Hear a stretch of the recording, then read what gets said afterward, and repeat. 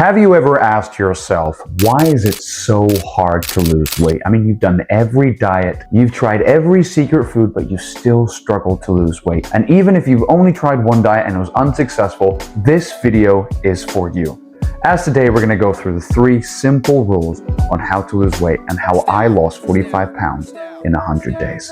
And I myself have struggled with fat loss with most of my life being overweight, but I have finally recently found the 3 simple rules that help me lose 45 pounds in 100 days. I'm about to tell you guys what I did and how I did it. I have a coffee in my left hand and I am ready to give you guys this information. If you love coffee, leave a like in this video because this just makes me excited to live. So I do not actually have a script for this video. I'm just going to talk to you heart to heart about the 3 simple things that I did. And the first thing that you need to do, trust me because I tried it so much without it, is find out how many calories you're currently burning.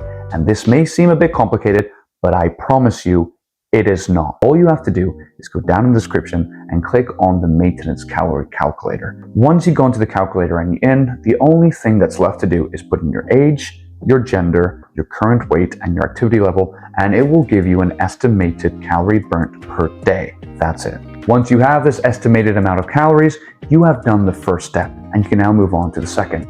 Have a rough idea of how many calories you are eating per day or per week. And this is by far the most important rule that you'll need in this video. And I'm definitely not saying calculate every single macro and nutrient because I know for a lot of people, including myself, that is unsustainable. But just have a rough idea. Just go a couple of days of looking what you eat, estimating how many calories you're eating by looking at the back of the wrapper of the food that you're putting together, and just give yourself a rough weekly estimate and then divide that into days of how much you're actually eating.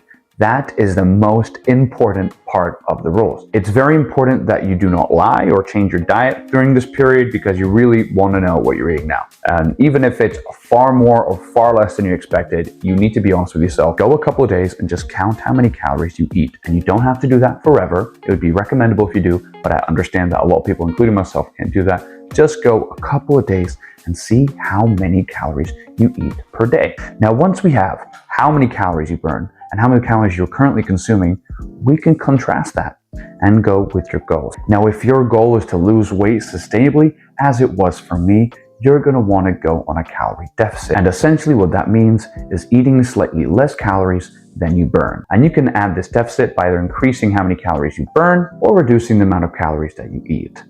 It is that simple. But how many calories should you be in a deficit?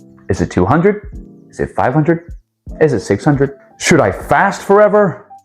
The answer is actually pretty simple. It's whatever you can stick to. Now, a rule of thumb is around 10% of your daily maintenance. And I'm quickly going to add a snippet from one of my previous videos that shows off my terrible handwriting, but explains it in a more hands-on approach. So you guys can make fun of me in the comments afterwards, but here it is. To show you what this could look like, I'm going to give you 2 examples on screen. One is named Jerry, and the other one is called Patricia. Both of these subjects are currently listed as overweight. Jerry's calculated maintenance calories are currently 2,500 per day, and Patricia's are around 2,100.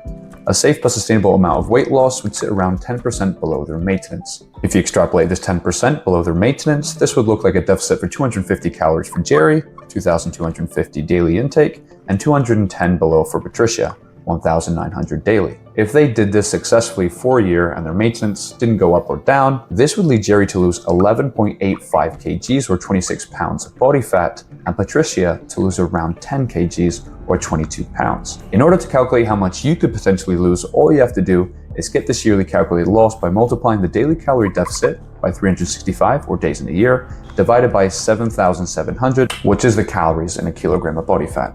Thank you, previous Andrew. That saved me a lot of work. But as you can see, all you got to do is take around 10% off of your maintenance calories. Now, there is somebody fighting outside my window right now, but I'm not going to let that distract me. Oh, lovely coffee. I love coffee. I'm addicted to coffee. I couldn't live without it. That definitely helped me through my fat loss, by the way. You can increase this maintenance if you feel like you can do that sustainably, and you can even reduce it to like 5 or 2% depending on what you can do. But the important thing is knowing how much you're currently burning and how much you are currently eating. Okay, so we got how many calories you burn, how many calories you eat. What is the third mythical step that I use to lose 45 pounds in 100 days? It is eating correctly. I know, taboo, but how did I eat correctly? Now this again is very simple, but it may seem complicated. There is a pie chart on screen that shows you the estimated amount of macronutrients you should be eating per day. Now this will say something like 50% carbohydrates, 30% protein, and then 20% fat. And if we imagine that as a plate, that will be 50%, let's say rice or pasta, 30% chicken breast, and then 20% would be either olive oil that you put on top or a nice piece of avocado. How did I combat this? And how did I approach this pie chart or plate? I just increased my level of protein. The biggest thing people struggle with when they diet isn't the actual food itself, it's feeling full on the food that you're eating. And I am a big bag. I love food. Therefore, I needed to feel full. How did I do that? I increased my protein consumption to around 50%, reducing my carbohydrates. Now, what did that do? That made me feel fuller. Why? Because protein satiates you a lot more than carbohydrates, a significant amount more.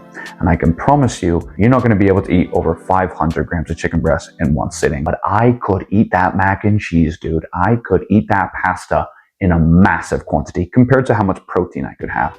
Now, fat, you want to keep that on that 20%. Because it's vital to brain function and your body makes sure it's omega-3, omega-6s, unsaturated fats, but you don't want to reduce that or increase it too much because it's pretty good level here and it's very calorie dense. So there's around 9 calories per gram of fat, which is a lot more than the protein, which is around 4, and the carbohydrates is also 4. Because the protein satiates you so much more than the carbohydrates, I just switched the carbs, which would be 50% for protein, and make that 50%, and then had 30% carbs and 20% fat. And oh my God, it wasn't a carnivore diet, but oh my God, did that help me. That helped me so much. I was feeling full on every single serving, and I didn't want to go on binge at night. And another secret is low calorie, high quantity or volume drinks. Black coffee saved me. Black coffee is a godsend, and I know I've referenced it multiple times in this video, but it was amazing. But that's the same for water, Diet Pepsi. You don't want to drink it too much. It's always good in moderation. Iced teas, low calorie drinks saved me as well. Another really key diet food that I had was Jell-O.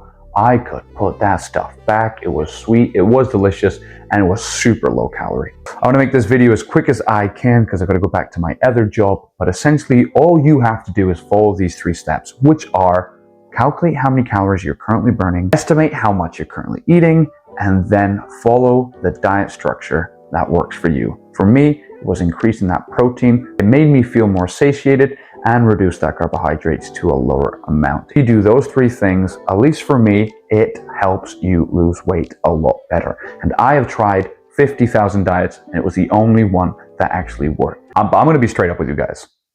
It is hard.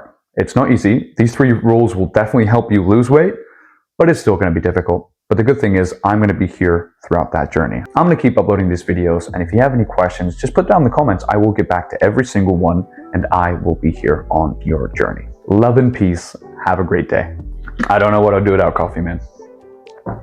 Roll the tape. I'm small enough that I can actually see everybody's name that's subscribing and liking, and I just generally like seeing their names and knowing that they're real people who are watching this content. So if you're watching this video and you're a real person, if you could dedicate a little bit of time to do that, I would be so grateful. But without further ado, let's go straight into the video again.